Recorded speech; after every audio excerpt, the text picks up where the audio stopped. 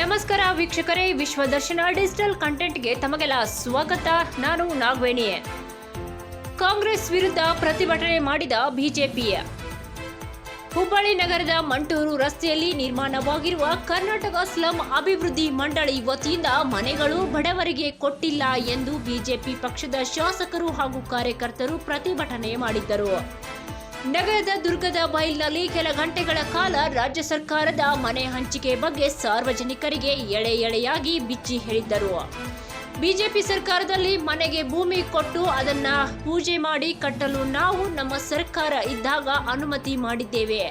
ಇದನ್ನು ಈಗ ಕಾಂಗ್ರೆಸ್ ಪಕ್ಷ ನಾವು ಮನೆಗಳನ್ನು ಕಟ್ಟಿ ಬಡವರಿಗೆ ನೀಡಿದ್ದೇವೆ ಎಂದು ಜನರಿಗೆ ಬರೀ ಸುಳ್ಳು ಹೇಳಿಕೊಂಡು ಜನರಿಗೆ ಮೋಸ ಮಾಡಲು ಹೊರಟಿದ್ದಾರೆ.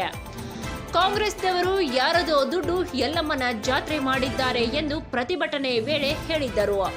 ಈ ಸಂದರ್ಭದಲ್ಲಿ ಶಾಸಕ ಅರವಿಂದ್ ಬೆಲ್ಲದ್, ಶಾಸಕ ಮಹೇಶ್ ತೆಂಗಿನಕಾಯಿ, ಎಂಎಲ್ಸಿ ಪ್ರದೀಪ್ ಶೆಟ್ಟರ್, ಶಾಸಕ ಎಂಆರ್ ಪಾಟೀಲ್ ಹಾಗೂ ಪಕ್ಷದ ಅಧ್ಯಕ್ಷರು ಹಾಗೂ ಕಾರ್ಯಕರ್ತರು ಉಪಸ್ಥಿತರಿದ್ದರು.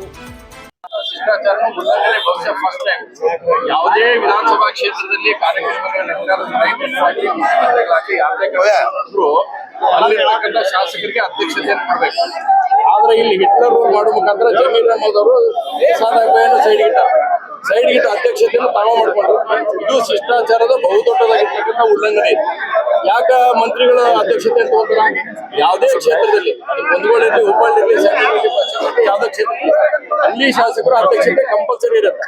ಆದ್ರೆ ಇವತ್ತಿನ ಕಾರ್ಯಕ್ರಮದಲ್ಲಿ ಆ ಶಿಷ್ಟಾಚಾರ ಉಲ್ಲಂಘನೆ ಮಾಡಿ ಜಮೀರ್ ಅಹಮದ್ ಮತ್ತೆ ಇನ್ವೆಸ್ಟ್ಮೆಂಟ್ ಹೆಚ್ಚಿಗೆ ನನಗೆ ಅಧ್ಯಕ್ಷತೆ ತಗೊಂಡಾರೋ ಪ್ರಸಾದ ಪೈನ್ ಯಾಕೆ ಸರ್ಚಾರನ್ನು ಜಮೀರ್ ಅಹಮದ್ ಹೇಳಿ.